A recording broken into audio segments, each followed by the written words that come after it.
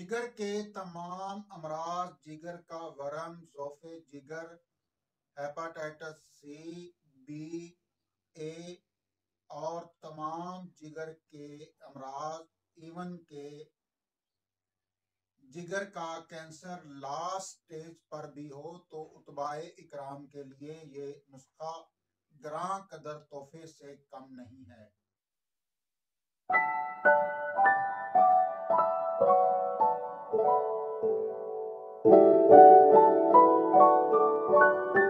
अस्सलाम वालेकुम नाजरीन, मतलब हर्बल केयर में खुश आमदीद। मैं हूँ प्रोफेसर डॉक्टर हकीम मतीन अहमद समदानी। नाजरीन व उत्बा इकराम, आज आपके लिए जिगर का एक बेबहा कीमती नुस्खा लेकर हाजिर हुआ हूँ, जिसके फ़वाइद इस्तेमाल करने के बाद ही आपको मालूम होंगे। मैं अब बातों में जितनी बातें कर लूँ, इसके फ़वाइद जो है वो आपको इस्तेमाल करने पर ही मालूम होंगे। जिगर का कैंसर चाहे लास्ट स्टेज पर क्यों ना हो, इंशाअल्लाह ताला ये नुस्खा जो मैं आपको दे रहा हूँ आज 100% सदाकत के साथ जिगर के तमाम अमराज के लिए इंशाअल्लाह ताला ये नुस्खा बहुत ही कारआमद है। तो बगैर किसी टाइम को ज़ाया किए बढ़ते हैं हम अपने नुस्खे की तरफ।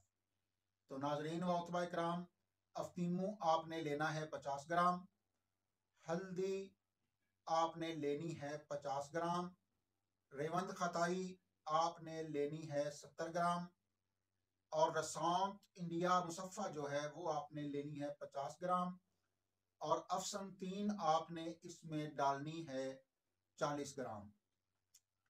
इन तमाम अद्वियात को अलग-अलग साफ करके आपने पीस लेना है और तमाम अद्वियात को इस मिकदार से आपने मिला लेना है और मिलाकर किसी एयर टाइट जार में महफूज फरमा लें।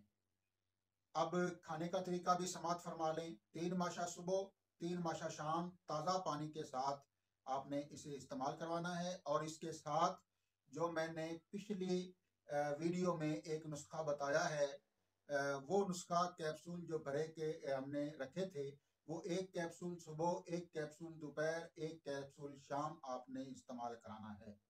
अगर किसी ने वो वीडियो नहीं देखी तो मैं आई बटन में उसका लिंक दे रहा हूँ, वो वीडियो पहले जाकर देख लें और वो भी नुस्खा उसको अच्छी तरह समात फरमा लें, वो भी बना लें और ये भी बनाएं। ये दोनों नुस्खे इंशाअल्लाह ताला फैटी लीवर, जिगर के तमाम मसाइल, वरम जिगर और जिगर के तमाम अमराज, इवन के जिगर का कैंसर लास्ट स्टेज तक जा पहुंचा हो, उस वक़्त भी ये दोनों नुस्खे इंशाअल्लाह ताला ऐसे रिजल्ट देंगे कि आपको हैरान कर देंगे। हाजिर होते हैं एक नए और अच्छे नुस्खे के साथ। तब तक इजाजत दें। अस्सलामु अलैकुम व रहमतुल्लाह।